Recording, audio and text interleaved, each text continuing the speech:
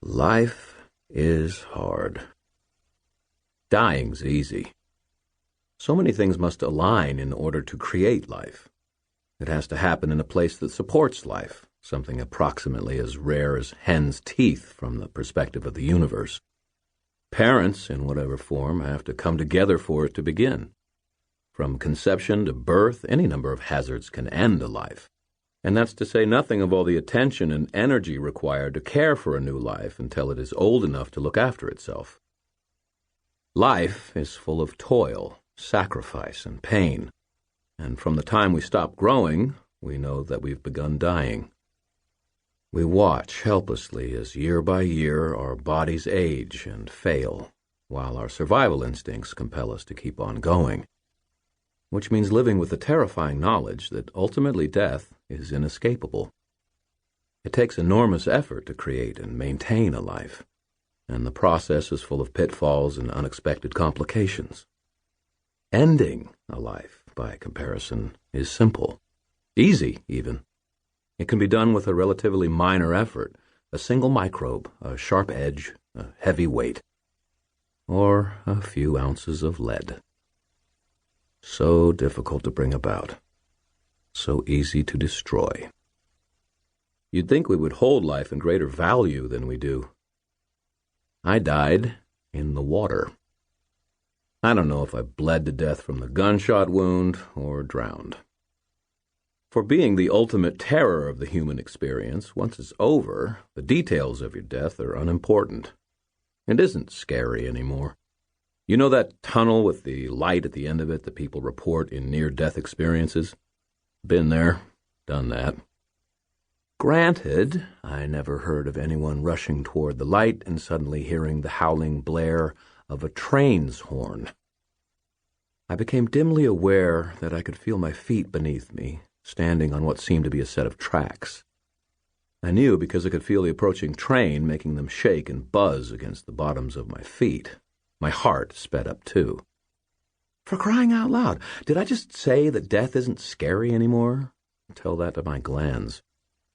I put my hands on my hips and just glared at the oncoming train in disgust. I'd had a long, long day, battling the forces of evil, utterly destroying the Red Court, rescuing my daughter, and murdering her mother, and getting shot to death, that kind of thing. I was supposed to be at peace, or merging with the holy light, or in line for my next turn on the roller coaster, or maybe burning in an oven equipped with a stereo that played nothing but Manilow. That's what happens when you die, right? You meet your reward. You get to find out the answer to the big questions of life. You do not get run over by trains, I said crossly. I folded my arms, planted my feet, and thrust out my jaw belligerently as the train came thundering my way. "What's wrong with you?"